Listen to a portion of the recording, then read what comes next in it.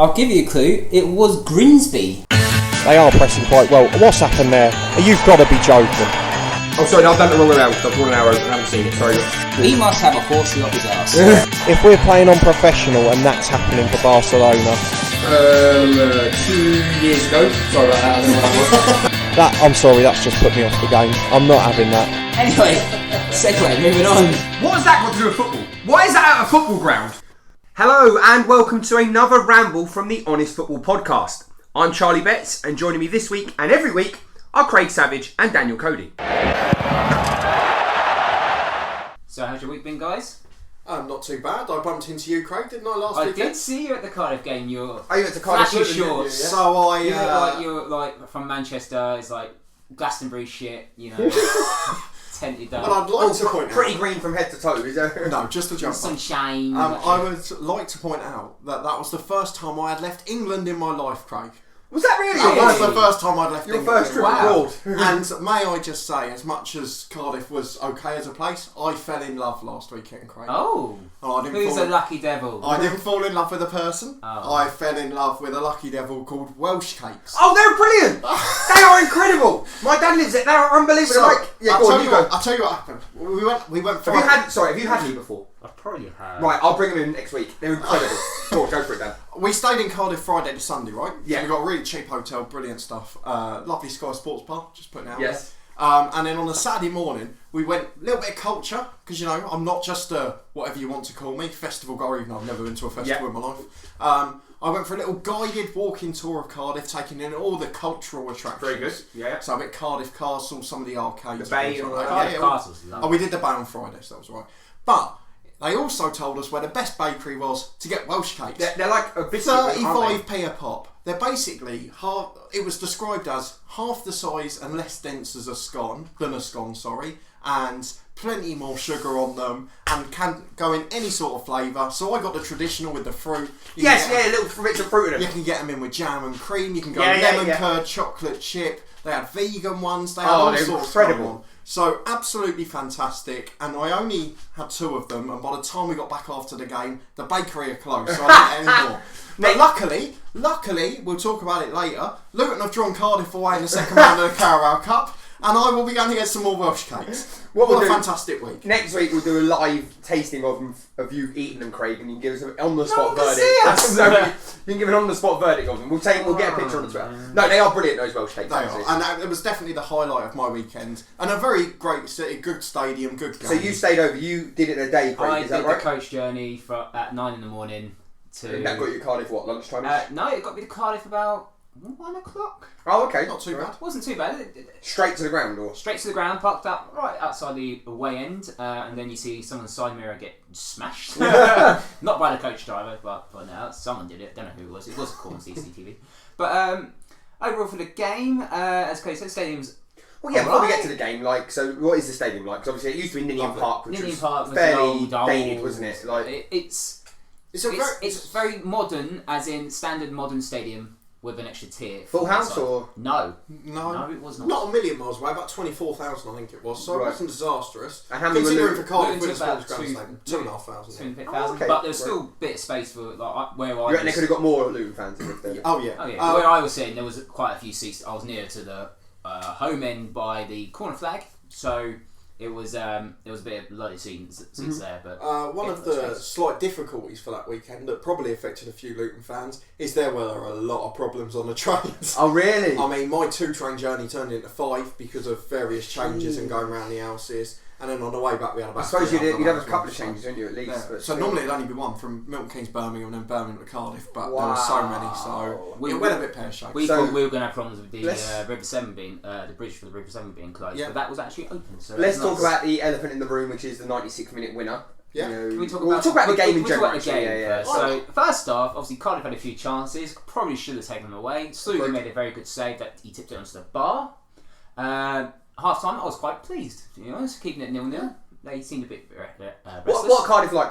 Well, I'm going by first. Exactly what you'd expect. yeah. Physical, long ball, crosses all day. Tall.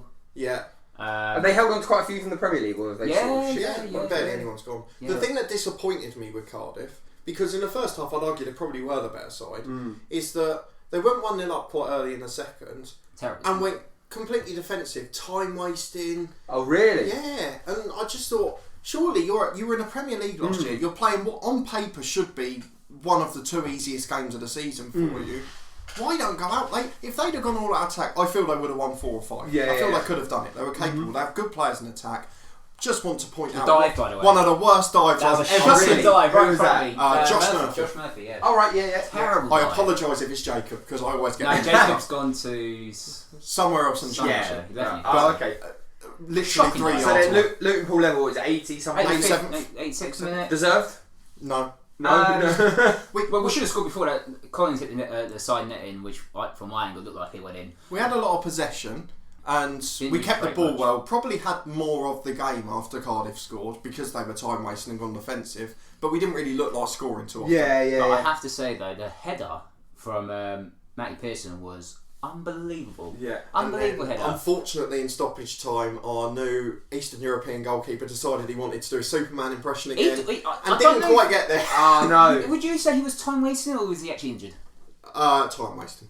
Yeah, I thought that. So Vassell scored in the 96th. I didn't know he came on He the was pitch. Luton target, wasn't he? He was literally He was a former Luton player, of course. He was literally about to sign, and then Cardiff gave him a better offer. So on the whole, you would say that probably a draw was a fair result. I would have think Cardiff were good for the win, or I would have been delighted for the draw. no? You'd have been delighted, but I mean in terms of the balance of play, like I would you think say either 1-1 or 2-1 are fair results. It wasn't. Luton, Cardiff edged it, but not by enough to win clearly. So I'm not too disappointed. It's one of the hardest away games. Having watched them, I know it's hard to tell from 90 minutes, but do you think Cardiff will have enough to be up there, or is that? I think they'll win a lot of games closely. I don't think so they'll maybe go a up. couple of playoffs. I think I'll say top half, but I think just outside. None the of playoffs. none of us predicted them to go up. No, that's what I mean. No, but I just think now that you've seen them, whether you change your opinion of Playoffs. that. I think they'll miss out. And then what time did you get? Because obviously you stayed on down to the Saturday night, and what you got on Sunday afternoon. Yeah, we stayed I in hotel got- match of the day, all that class. And and you got the bus at what time? Obviously, there was a bit of traffic getting out of the stadium. Then we had a tour around Cardiff, the industrial area, which I really wanted to see. It was in the 96th minute. I got home about 9:30. 9:30. Yes, it Well, wasn't you say you got home. As far as I'm aware, you went straight to the pub. Is that right? I went to a local social club near my house and listened Had to a couple- shit band. And, No, there was no band, but they had 80s music on the TV and listening to things they go around. A good day all round, and result aside, you would Good say. day all round. Good weekend in your case. A bit of a weird place, Cardiff. They've got sort of a new half and an old half of the city. Right. And the old half is quite deprived, quite run down. Yeah. A few different areas. And the new side, like with the bay where it's been done up, the Millennium Centre, Yes, which we went and had a look at. A lovely Wagamama's overlooking the Cardiff Bay. All fantastic. So, last question for me: would you do it all again in terms of if you know? Oh, obviously, I know they got the Carabao I Cup, but let's say both teams are staying in the Championship next year. Would you go to again, or would you think? I love going to an away game. No, that's what I'm saying. I like going to the away game. Obviously, I'm not going to go and swear at every area, but it's just the banter was there and good atmosphere from the Luton fans singing all day. Cardiff really only piped up when they obviously scored the winner. Yeah. To be honest. But yeah, I like the away game. It's just obviously even losing the 96 minutes. I still enjoyed it. Still good. As long as that bakery with the 35p Welsh cakes is still open and that Premier Inn's still £19 a night, I will be there this time next year. And now it's time for week 2, Ramble of the Week.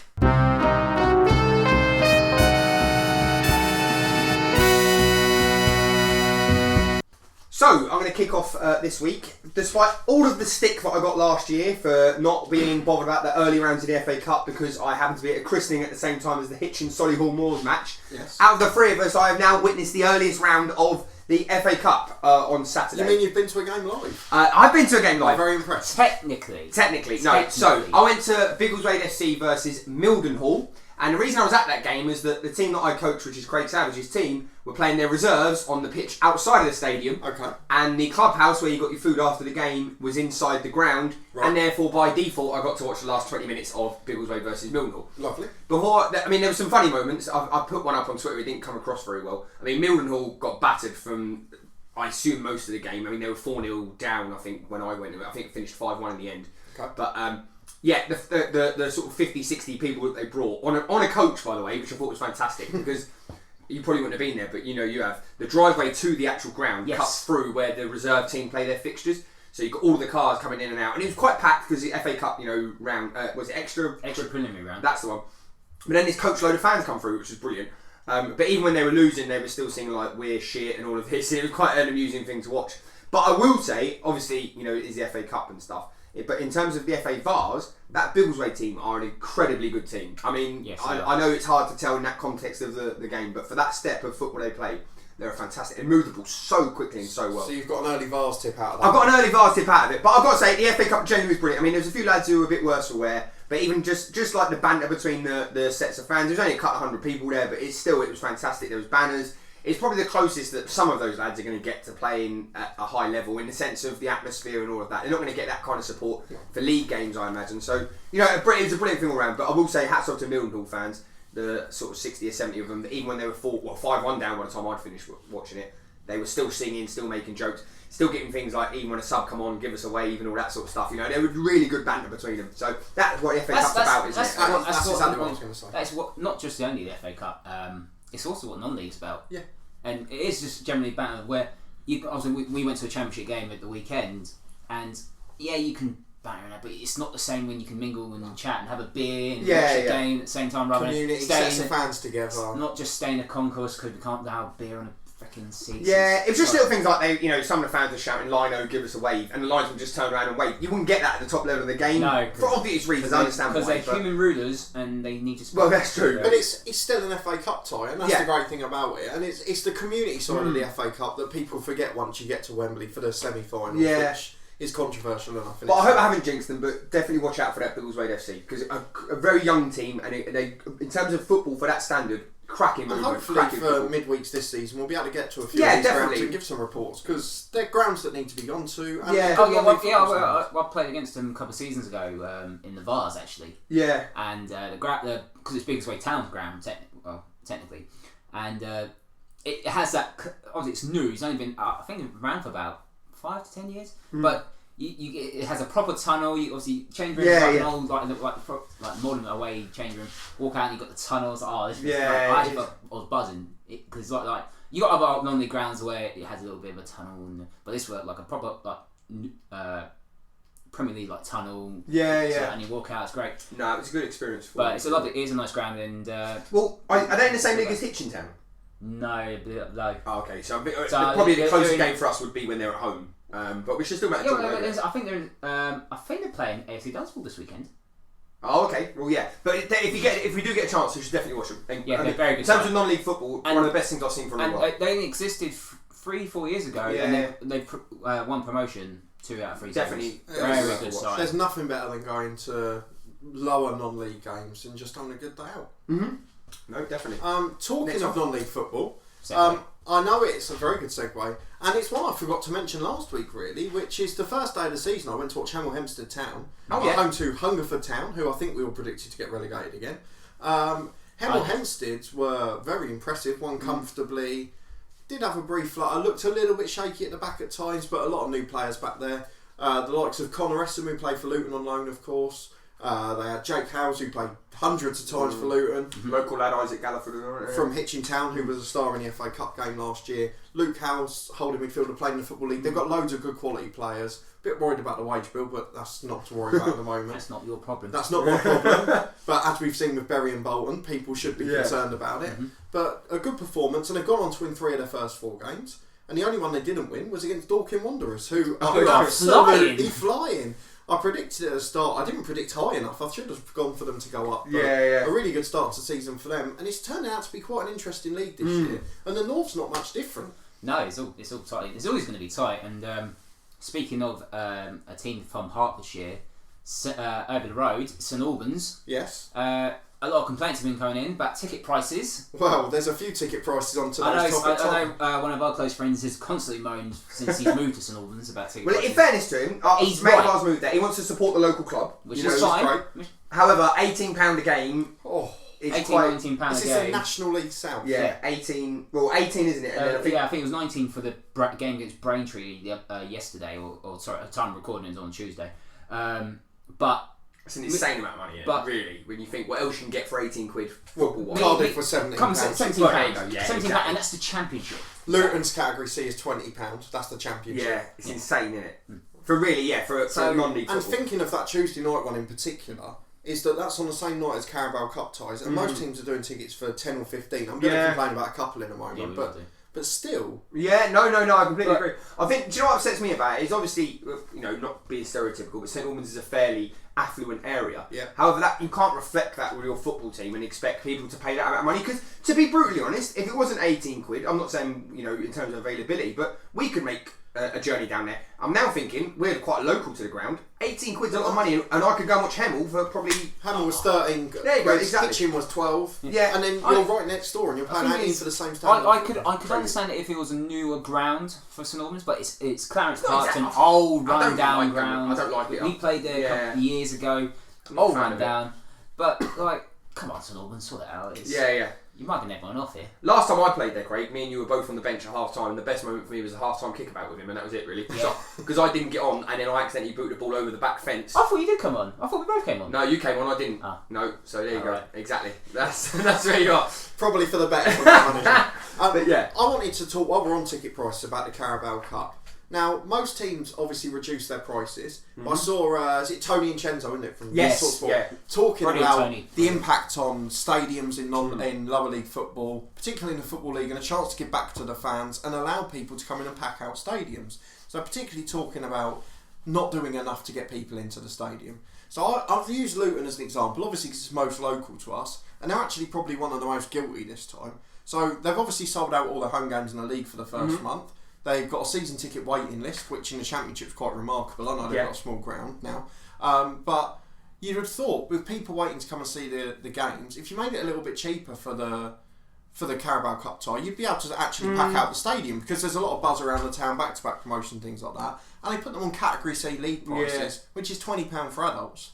And that's against a lower division side. At home in the Carabao Cup. That is a bit naughty. You've made 11 changes for the game, albeit some new signings, some exciting players. But it just seems like you could have got a bit more out of it. Well, that's the point Tony and Chenza made, wasn't it? That if you're putting out a reserve team, if in inverted commas, then really you should only be paying reserve prices. And the sides you're playing against are likely to be putting out reserve side too. I mean, Ipswich near enough sold out there, and fair play to them. They sold over 1,000 tickets, but the stadium only had about just over 5,000 in out of 10,000. And you just thought, if those prices had been half the amount, so let's say 10 and 5 instead of 20 and 10, how many people would have come? Exactly. Because I would have gone if it was a 10. Yeah, no. I was looking at highlights on Sky Sports News last night and this morning, and you could just see the just from TV angles, like the empty seats behind the goals. Every single ground. Yeah, it wasn't like. I think the only ground that's probably was near enough sold out was probably Salford Leeds. Which you would expect. Which you expect that, because obviously rivalry with Manchester and Leeds, and obviously and obviously it was a TV game. But other than that, the rest of them just looked weak. Yeah. I mean, I picked out a couple of others. Like Blackburn have a massive stadium. They were at home to Oldham. Their tickets were a tenner, which is significantly cheaper than normal. But if you're going down to a tenner, just make it a fiver. In some ways, I know maybe I'm being naive to think that there'll be a lot of skinflints and scoundrels in this, but why not just do a pay what you want or pay what you think it's worth thing for that? Most people who are going to a League Cup game on a Tuesday night, particularly the way the weather's been, are going to be die hard, I don't know, but they're going to be a fan of the club. They're going to put in at least a fiver or a on family it. Do you know what I mean? Do a pay what you want. Particularly those ones such as Blackburn, Middlesbrough, another one, exactly. 10 to 15 quid, and you just think, you've got a massive stadium. Yeah. Just put them on for a fiver and kids for free or whatever. And Like you said, donations or something. I think it'd be a lot better. And you're going to make so much out of food and drinks and pies. It builds a good relationship with the fans, doesn't it? If they think that the club are interested in being a community, we're not trying to outprice you and all of that. We have to make the prices high for the league, but we're doing something to give back in the cup. You've got a bit more rapport with them, haven't you? The thing is, I remember. Obviously, I'm looking obviously Luton, because obviously, as you just said, it's local to us. But Luton, what Luton Town did was they handed out free tickets to the neighbours. Obviously, if you've never been to Kenilworth Road, it's literally on a housing estate. Obviously, and obviously, if you got for the away fans, you have to go through the houses. Yeah. But they gave free tickets to all the neighbours. Obviously, but that was for the Norwich game. That's pre-season. Yeah. See, what I think Luton missed the trick on is do that for the Carabao Cup. Because you'll make a bit of money in concessions and stuff, wouldn't you? Obviously, if you get loads of kids coming down, it obviously improves the attendances. Alright, you're not getting the money from it, but at the end of the day, it's more of a better spectacle than going to a pre-season game. I will say they did. Okay, it's against the Premier League side, but it's not the point. It's a League Cup. Completely. When they were in League Two, I will say in their defence, Luton were brilliant at giving tickets to the schools. They were fantastic. The only problem was, I think I mentioned this right early on when we first started all of this, was one of the games. I think it might be the last game of the season against Exeter. They put all of the school tickets next to the away fans, which was okay, but then you had quite a few other fans mixed in, and not saying it gets too leery, but there's going to be a bit of choice language when you've got some fans next to the away fans. So I think they could have planned that better, but they used to be, whether they are now, because on the Championship and obviously demand for tickets is a little higher. But I agree with you, why not use the Carabao Cup and that sort of thing as an incentive for the school kids to still come along, rather than doing it on, like, obviously you can't, they're playing like Borough at home or something, obviously you're not going to get the school kids tickets because they're going to sell out, isn't it? But do it for the Carabao Cup games. I think, like I say, a lot of clubs missed the trick there. But staying in the League Cup very, very quickly, obviously AFC Wimbledon played MK Dons last night. Yes. Did you see? I don't know if you saw the little. I have seen about it. This. So when they played recently, last time they played AFC Wimbledon, AFC Wimbledon refused to refer to them as Dons on the scoreboard and in the programme. Because obviously, they're the franchise and all that. Don't know the history. So they got fined for that. I didn't realise. Yes, they got fined. No, they got fined originally. Yeah. And then they got away with it because they had some talks with Milton Keynes. But essentially they were fine. So rubbish. Apparently, accidentally last night, there was no programmes for the game and the scoreboard was broken. Well, so there was technically no Dons at the game again. Sorry, there was only one set of Dons at the game again. So I did read that the scoreboard was broken before. Yeah, but the fact that there was no programmes, apparently it was all an accident. To be fair, fuck Milton Keynes Dons. No, but I'm just saying. I think that's those are the views of Craig Savage. No, they're a fucking franchise and I don't have the issue with. Well, they're not franchise though. They're not franchise. Well, what's a franchise then? What do you mean? What do you mean by franchise? Well, a franchise. Obviously, if you go for the American football terms, obviously, it's not a club that's been built from scratch all the way right up. Salford's different. That applies to most now. Well, not really, because Salford. You said Salford, but Salford still had to play in the Northern Premier League. And work their way up. But they just moved Wimbledon. I know that. I get that is obviously a horrendous thing to do. It's a horrible. But they just moved the club. They didn't deregister them and then. I agree. It was an awful thing to do at the time. It shouldn't have happened. That's not a bad thing. That doesn't mean you can just say fuck off MK Dons. The first 5 years I got it. I really did, because how can you support MK Dons? Yeah. But now there's so much new housing in Milton Keynes, young families, and technically anyone who's about 20 who started following football at 5 or 6, MK Dons could be their club. That's true. Now they've got a generation of there's got to be some fans off the back of Dele Alli playing for them. And as much as I don't like it, the hotel in that stadium is cheap and very good. What is it, Doubletree or whatever it's called? Are you like the hotel connoisseur? He loves a hotel. A hotel in England. Hotel Holiday Inn, are you? But yeah, no. So I just thought it was quite amusing that apparently the scoreboard and the programmes. Unfortunately, so there you go. And well, speaking of that game, by the way, because it went to penalties, Joe Pigott missed 2 penalties in that game. Yeah, missed it, and about 43 penalties. Now he's a player I haven't ever liked. Mansfield were playing. I did have him. Mansfield lost in the League Cup last night as well. They were playing Morecambe, and in that game, in the penalty shootout, 4 penalties either hit the bar or went over. Oh really? Wow. Yeah. Which is weird. That's like when you play those little plastic balls you get. It's like when you're trying it on FIFA and about the arrow button, you just It was literally like that. It was actually embarrassing. Really, really quickly, and this is a tiny story, but we talk about cups. Obviously, we put out on our Twitter the best name for the. Well, I'm going to have a moan about this. Yeah. So because I logged on to the Honest Football Podcast Twitter. And I saw that somebody had voted on behalf of the Honest Football Podcast, and I don't think it was a unanimous agreement, was it? So someone corrupted the results, and I'm going to assume who it was, and he's sitting directly opposite me, and it's Charlie Betts. I voted on myself. I voted on my Twitter account at Craig Savage. He voted on the Honest Football Podcast Twitter's account for his favourite trophy, which completely defeats the object. No, but the winner, in fairness, the most popular choice, and we obviously had the 3 that we put forward, and then a space for any other. Someone did click other, and despite me saying if you click other, please write which cup that was. They didn't do that, so someone just likes one of the other ones, but we don't know which one. Yeah. But the winner was the Johnson's Paint Trophy. By how much? Because you voted for that on 2 occasions, basically. No, I voted. He voted for the Johnson's Paint Trophy. I voted on my own Twitter account at Craig Savage 89. I voted on the Auto Windscreen Shield. You actually finished. Why did you vote for that one? That was the one that I put forward. It was Autoglass.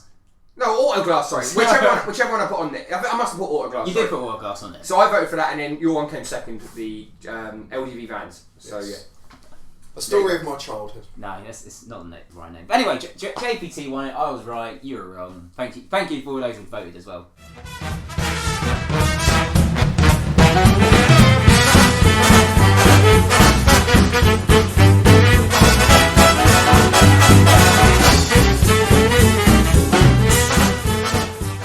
So it is that time again for Charlie's Extraordinary Tales. We thought it might be a one-hit wonder. Probably only got 2 more stories left, and that's it. So no, I've got a few more. He's putting a feature for the whole season of 52 weeks, and he's got 3. No, I have got more. So this one, last week we went back to the 1800s. We're going back to the 1920s for this story. Oh, okay. Now this story is very important, not just to people who like football. Believe it or not, there are probably thousands, if not hundreds of thousands, of people who use a saying. Just stay with me, Craig. Who use a saying that originates from a game of football in 1927. I think he was more concerned that he'd left out tens of thousands. Right, hundreds, tens of thousands, thousands of hundreds of It's a well-known saying that people have no idea where it originates from, and I'm going to tell you where it came from tonight. Okay? What's the term? So because if I give you the term, it ruins the story. Oh. But we're going to London, January. I wouldn't rule him out that doing that. 1927. Okay, so in the year 1927. Now, up to this point, you couldn't have any sort of live football, whether it be obviously not on the TV and the radio. There was no live reporting. Match of the Day wasn't around in 1927. Yeah, exactly. So in terms of what being able to keep tabs on football, you either had to go to the game and watch it live, obviously, which most people did because it was a lot more affordable then than what it is now, or you'd have to read about it in the paper the next day from a journalist. Okay. However, in the turn of the year in 1927, the BBC had a great idea. They were going to broadcast a game live over the radio for the first time ever. Okay. And John Moxon was commentating. It wasn't John Watson, no. I can give you the names of the people who were commentating. So they had this brilliant idea, and they were going to do it over the wireless, okay, obviously the radio. The game they chose was Arsenal versus Sheffield United in the old Division 1. Nothing significant about that apart from it was the closest game of a team who were at home to the BBC itself. Makes So sense. Arsenal, obviously, there would have been other teams that were probably closer, but they were away that day. QPR? No? No, but they would have been away that day. Oh, The nearest okay. home team was So the Arsenal. old London studio, yeah. Exactly. So what they did was, obviously commentary was in its infancy. No one had done it before. No one had any idea of how to do it live. So what the BBC had the idea was is that people are going to find it difficult to understand what's going on in the game just from the audio of it. But obviously there is no visual thing to do. I know where this is going. Do That's you? good, yeah. So what they did was in the Radio Times, which was obviously the accompanying magazine from the BBC, was they said, right, we're going to do this radio game over the radio. What we're going to do is we're going to print a pitch, all right, and we're going to divide the pitch into 9 squares. Yeah. Okay, and we'll go through the squares in a second. The reason being is that when we're describing the action, we can say which part of the pitch it's in. You've got to remember at this point, commentators weren't as good or as descriptive as what they would be now. Experienced, exactly, because it was a brand new thing. So the Radio Times all week, for the whole week, they had this card, okay, that they were dishing out everywhere for people to listen to. And the pitch was divided into 9 squares. The centre circle was number 1. The goal on the left was number 2, the goal on the right was number 3, you had 7, 8 and 9 along the top, and 4, 5, 6 on the bottom. Now, I would think the sensible thing to do is the person, as they're talking about the action, will just say which square they're in. So for example, Smith picks up the ball in square 6 and he dribbles past, and he ends up in square 4. Okay? They didn't quite have that idea at that stage, and they thought what would be a more sensible idea was they would have 2 commentators, okay? Now, you had the first ever game, was obviously Arsenal-Sheffield United, and you had Mr. Wakelam, who described what was happening with the ball. And then the second commentator, and the second said guy, what Mr. square Lewis, it goes who into. was literally spending 90 minutes shouting out numbers of which square it was. It was literally, if it goes from square 3 to square 1, the bloke will just stand and shouting 3 and 1 over the commentator. While the other fella is going, and he crosses it in, and obviously at the same point is, and he crosses it in square 1. Like that, okay? So, you with me? So people could literally follow it with like a coin, they could move it around and listen to the game. So that was where, obviously, to avoid the confusion of that and people could follow the action that way. Unfortunately, there were some slight inaccuracies in the way the game was described because the pitch dimensions of Arsenal didn't quite fit the pitch dimensions that were replicated on the card that they had. But you'll be pleased to know there was some goals, which is good. Okay, the score was 1-1. Both goals were scored from a ball from square 7, which was then smashed home from square 2. So there was a goal in the first half and a goal in the second half. Now, you might remember, Craig, at the beginning of this, I mentioned about a common saying that we might use nowadays that no one has any idea where it came from, a lot of people who use it. And that saying is, back to square one. Why? Because where does the game begin? Centre circle. In the centre circle, which is in square one. So when you say go back to square one, you are talking about that football match between Arsenal versus Sheffield United. And 10 million people listened to that game. That's back brilliant. Do you know something? Do you know why I knew that story? And I knew about the squares. Yeah. About 10 years ago on BBC 5 Live, the radio, because they have a lot of the rights, they did it for an FA Cup final. And I think it was John Motson or Jonathan Pearce. Oh, really? Two, and they replicated it. Yeah, so yeah. they had one of them with another commentator doing the squares. I think it was a bit more detailed, so there were more squares and they were doing like a A1 or something. And Yeah. to make it. But they did a replica of it, and I listened to it for the Cup final. It was really brilliant. There you go. So there you go, Craig. Next time you use back to square one, if you ever say, we need to go back to square one, that's exactly where it came from. And that was another extraordinary tale. Would you agree?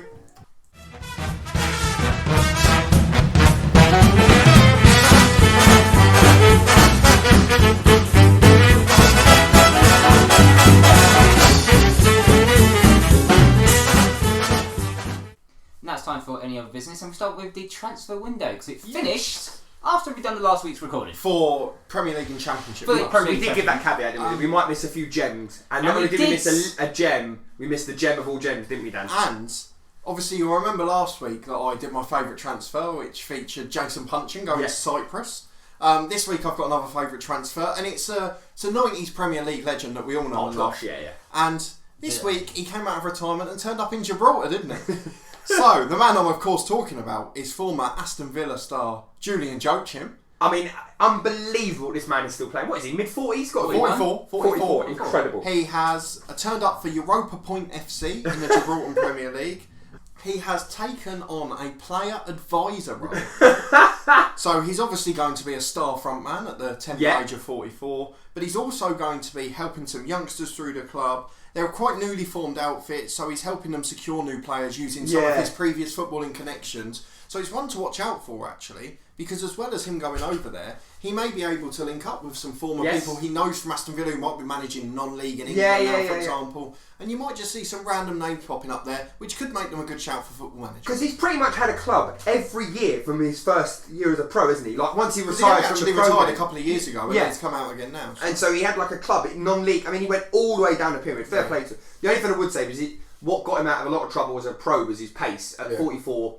Not too sure if he's still going to have that finisher, or not, but There was another one, Barry Hales used to do that, and he went down the Yes. I think he's still going now, and he's about 46 now. I think. No, Cheshire United? Possibly. But he's been playing for absolutely eons, and he keeps going down the leagues. And they're the people you need who love football, go down the leagues, and help some of the younger talent. Exactly, yeah. No, fair play to Julian Joachim. We're going from like the brilliance to the ridiculous now. The story of Adil Rami. I don't know if you heard about this from Marseille. Is he still going out with? Is he still married to Pamela Anderson? Oh, who knows? I don't know, but I know that he was he's been sacked by Marseille, isn't he? Because he was meant to be was it training or a game? I can't remember. He was meant to be at one training, but he didn't turn up because he was taking place in the French version of Fort Boyard, which was basically like Takeshi's Castle but watered down a little bit. Yeah. Which I used to love Takeshi's Castle, by the way. That's a different story for another time. But new one's not as good. No, new one's crap. No, it's still there though. The old one was great. The skipping stones, and then do you know my favourite one really quickly is the one where they used to run across the bridge and fire the golden footballs out. Knock them off. Yeah. That was good. I used to like the one with the 7 rollers as well. Oh yes, yeah. Or, they were all great. We love that show. They had the 3 gates, and they,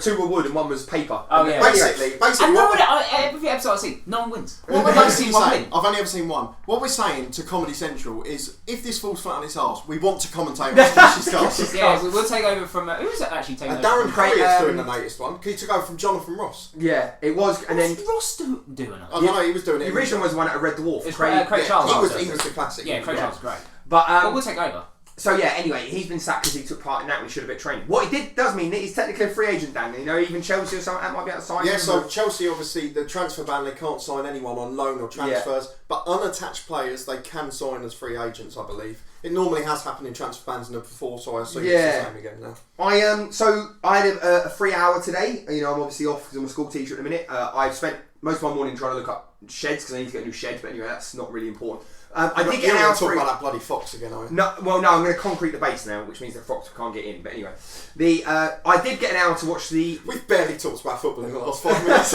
It's not the Neil Warnock. Go back to football. The Neil Warnock documentary from 2003, 2004. Yes. Not as good as Barry Fry, if I'm honest. No. Same sort of vein. Not as good as the Chester City one. The Chester City one tops all of them, if I'm honest. I might go and rewatch that. Wasn't a fan of it. But I did. I've seen it. I'll be honest. There's a quick, very small story to this. I started to watch the one of Gillingham when Tony Pulis was there. Absolute crap. No change room action. It's just interviewing fans and chairman and all of that. I thought it was really good. But it was poo-poo. So anyway, I went and watched the Neil Warnock one instead. It was really good. He was a bit more tactical. You can see he was a bit more of a manager. However, it is funny when he loses his temper. Like, he just properly... I think Julian Lescott scores a last-minute equaliser against them. And then he's trying to say to Chris Morgan and Phil Jagielka, who was marking Lescott. Yeah. And they have a to and a fro, and it is brilliant. And he's like, if that happens, I'll fucking mark him! And he starts losing his shit. But yeah, it's definitely worth a watch. It won't ever beat the Chester City one. And the Barry Fry one, but still worth going. But yes, I think we spoke about this last year about football documentaries. Now, I know the Salford one's out at the moment with the Class of '92 full time. I haven't got Sky and all. But it is good. It is good. Obviously, part 2 is coming out tomorrow at time of recording. I'm sure Salford are getting enough advertising from Sky. We don't need to sell them as well. Same thing with Leeds. But like, also the Leeds documentary's coming out soon. Is it? Yeah. Oh, the Spygate thing. Yeah. Well, I was stupid for that. But these football documentaries, obviously. With the players nowadays, they won't get as much access. No. I know Sunderland was a bit more access and City was a little bit of access, but the proper change in access, like it was Sheffield United and Chester. I want to see people throwing bottles around and stuff. And well, actually, there wasn't any Chester action. No, I'll tell you what it is. I'll tell you what. That's what you want to see. The reason they're so engaging for me, the reason is they're relatable to us. It's change rooms we've been in. It's been shitty little grounds that they're playing in. You watch the Man City one where the change room's bigger than my house. Do you know what I mean? Yeah. It's just but like, the problem is, there's nothing relatable so about that. the Salford one is could have been one of the only exceptions, but it's so focused on the owners and selling every rival in the club. It's nothing to do with the football, really, is it? It's about their egos. Mm-hmm. The problem with some of these newer ones, so the Sunderland's, Leeds when it comes out, City. They're far higher up the food chain. As you mentioned, they're unrelatable in their extent. Yeah, definitely. I know Sunderland down in League One, but in facilities terms, they're a monstrous club. No, definitely. We need some more of those, like National League, like Hereford's head of football, another managerial clash. We'll get on to that in a minute. And clubs like that where we can just see things going wrong. Yeah. I know there's going to be a bloody Bill Ricky one, isn't there? But again, I feel like that's going to be focused on the owner. I still haven't seen this Joey Barton Fleetwood. Yeah, where's Joey Barton? That's just well, as he's currently still awaiting ABH charges, I think we need to be a bit careful with that, and that's probably what the TV company. Could you imagine that? You just this is the worst segue ever, but you just mentioned the National League and the Scottish Challenge Tunnock's Carabao Cup was and you thought that's a better. Sorry, those Carabao wafers. They're brilliant. I've got to say, the Carabao wafers are lovely. I'm sorry, but that's worse than leasing.com. I'm not going to go. They're deliberately doing that. It was Iron Brew. Yeah, but that's the point. It was the Iron Brew Cup before. It's a bit of a Iron Brew Cup stereotype. But they're doing it deliberately. Like that leasing.com. In their head, that's a genuinely good idea. Exactly. Yeah, and they think it's a good sponsorship. The caramel one is just look. We're really Scottish. What's more Scottish than Iron Brew? Okay, those Tunnock's caramel wafers. There you go. I won't go through all the draws, but just a select. Basically, I'm going to go to let you know the teams. Do the teams that are not from Scotland. That are not from Scotland. So in the third round of competition, you've got Connors Quay versus Cove Rangers. Connors Quay, who put Kilmarnock out in Europe. That's true. Yeah. TNS versus Stenhouse Muir. Oh. Waterford versus Hearts Colts, which is I believe under 21s. Yes, it's the 21s. Airdrieonians versus Bohemians, obviously of Republic of Ireland as well. Wrexham, who are obviously Welsh, but representing England in a Scottish Cup. So you've got Wrexham versus Ayr United.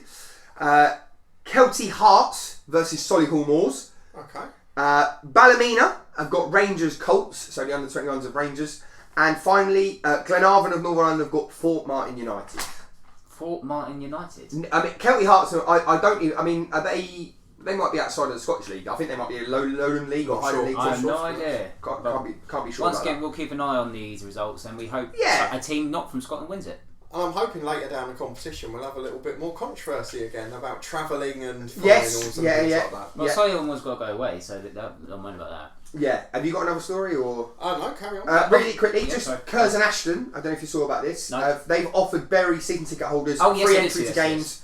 Obviously this weekend against Kidderminster Harriers, and then possibly after that, because obviously Bury paid money for a season ticket, some of the fans, and don't see anything. I'd imagine that Bury are going to be that's horrible. Bury will probably be our lead topic next week, because that's when the I decision will be don't made. want it to happen. Yeah, but I think it will happen. I think they'll go. But I think what we're going to end up talking about for half an hour is the the huge effect that's going to have on the football It's ladder just- this it's season. just A League not- One club disappearing, or are we going to get like an MK Dons again and someone just put in there? Yeah. There's a lot to think about. Well, with that. it's obviously, I said this last week. It's not just obviously.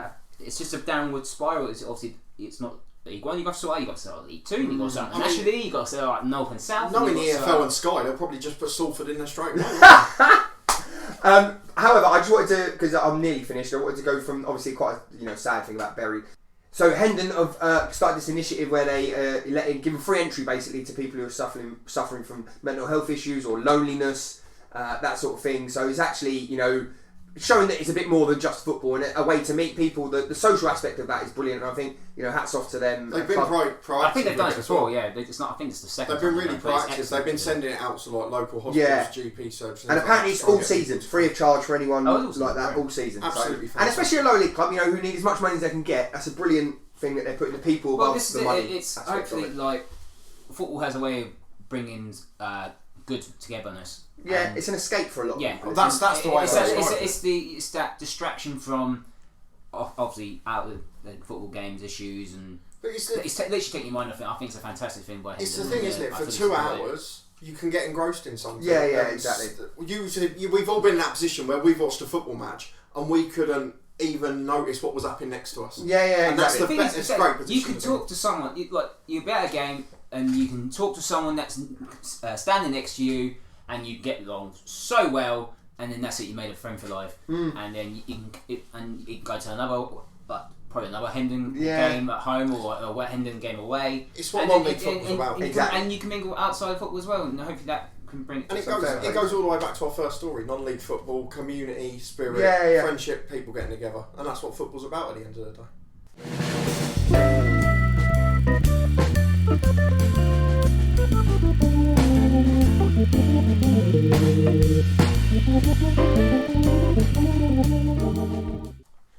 And now it's time for our new quiz. And what's it called, lads? Can you name them? I have no idea where that's come from. They just started doing that 5 minutes ago. So, for those of you that weren't here last week, firstly, where were you? Go back and check it out. I won last week. Craig won the first Full show. house. And the idea of Can You Name Them is pretty simple. We pick either a topical topic or A topic topic. one that's just interesting, and we ask, can you name them? So, last week, it was about... Felt like last year. Last week it was just 6 names. So I've kind of slightly ripped off the ITV game show Tenable. Right, And we're going for top 10. What's Tenable? Have you never seen it? Oh, it's great. It's Download brilliant. the app, you will lose hours to that game. It's so complicated, but yeah, it's good. It's great. Tenable. I mean, it's not greatly complicated, I don't know what he's on about, but it's great, just trust us. Oh no, I'm thinking of a different one. I'm thinking of the one on BBC where there's there's 3 options, the wrong answer. That's a completely different quiz. Yeah, not that. No, I haven't seen the one you're on If about. you haven't seen Tenable, it's on ITV at 3 o'clock. But I've got a quiz, and I'm going to ask you for a top 10. Can you name them? Okay. Right. So last week, as we discussed a bit earlier, the Premier League transfer window closed. Right. So we don't normally talk about it in the show, but I wanted to give Charlie a chance. Oh, So it's going to be record transfers, isn't it? Yeah. you're on the right line, Charlie. So I'm going to ask you of Premier League transfer deadline day signings, Right. top 10 highest value. Can you name them? Does it have to be From English club to English club, or To an English Premier League. To an club. English- Does it include January? It includes January and summer deadline day. Any transfer useless deadline that day shit. since the Premier League's conception in 1993. Since the transfer window actually happened Yes. in 2003. Correct. I've only got one name. on my I've head. only got 2. So, who went first last week? He did. I did. So, Charlie Betts, would you like to go first? And can you do the top 10? I could be First out. of all, cue music. I could be Got out it here still. straight away, but only because I know it was on deadline day, and I'm assuming that his figure would still be high enough. I'm going to go for Dimitar Berbatov. Charlie Betts, you are correct with Dimitar Berbatov. He was 6th in the all-time record Sixth. transfers, £32 million from Tottenham to Manchester United. Craig Savage, How much was the money for Berbatov? £32 million. Okay, Andy Carroll. Well, Craig Savage, you are correct with Andy Carroll. See, in terms of deadline day signings, I'm going to say out loud because it's not correct. The only few that I remember was Nigel Rio-Coker went from AFC Wimbledon to West Ham on deadline day, but I don't think that's going to be in the top 10. Oh, sugar. I've got one more in my head. Do you know what? I've got to be out here already. I've generally got one more. That's it. I can't think of Deadline day. Deadline day. And I'll tell you, it's not Peter O'Donnell.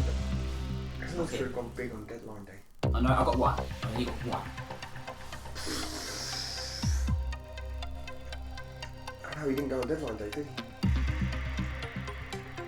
Right, fishing for an early answer, Craig. I'm going to be out. I'm going to go Wayne Rooney, but I know it wasn't deadline day. I'm afraid not. He was a transfer deadline day signing from a summer, but unfortunately he's outside the top 10 at an initial £25.6 million. Really? Was that as little as it was? Yeah. I thought it was more than That's that. 2004. So there were probably mate. add-ons afterwards, but the actual fee was 25.6 million. You say that, but Sick was 35 million or 36 million, so 20. Yeah, I didn't know that. Fernando Torres from Liverpool to Chelsea. Is that fucked in that day? Craig Savage. You're absolutely right. Oh, fair play to That's you. the only one I had in my head. Do you know what? My knowledge of deadline day sign. I don't tend to watch it that often. I think I do, and I can't remember after Right, that. put us out of our misery. Go on, go for it. Give us a top 10. So Craig Savage, you win. Well done. 2-0. I'm not going to give you the whole list because it's going to spoil some names that might pop up in the next couple of quizzes. Right. But what I am going to do is name some obvious ones you could have gone for and a couple of surprises, which from the last 2 years or so actually, it's obviously transfer fees have escalated. So players you could have had just as 5 examples: Robinho, Moussa Sissoko from Newcastle to Tottenham. How much was that? 30 million. 30 mil. Bottom Was of it the, really? Yeah, right near the bottom of the list. David Luiz, PSG to Chelsea. Danny Drinkwater, Leicester to Chelsea. Fucking hell, was that deadline day? Yeah. How much did they pay for him? That was a summer transfer deadline day, £35 million. That's ridiculous. That's He loaned out to Burnley now. Anthony Martial Oh, man. Memphis Depay. and Mesut Ozil being another obvious No, one. he don't count. You know, I wouldn't have got that. Oh, I thought you were initially going, if I'm honest, like Falcao top was 10 right, wasn't it? transfers in Premier League history, and I'd have had a stab at that, yeah. but I didn't know. That was a You good threw quiz. me off with the window. That was a good quiz. I'm annoyed that Wayne Rooney was out of the top 10 because I looked slightly knowledgeable then. So I had 3 lists here actually. I had a biggest transfer deadline day signings of all time in the Premier League, biggest summer transfer deadline and winter transfer deadline, and even for the summer one, Wayne Rooney isn't in the top 10. Yeah, no, I forgot how long ago it was actually when you think about And it. if we'd done the summer top 10, you could have had the likes of Mamadou Sakho and Maro and Fellaini as well. So there would have been some classics. But Yeah. Craig wins the quiz. It's 2-0 already. And next week, we'll be going slightly more attacking with our quiz. What do you mean by attacking? Well, you'll find out next Friday. And that is it for week 2 of the Ramble. Don't forget to like, share and subscribe. You can follow us on Twitter at HonestFootball3.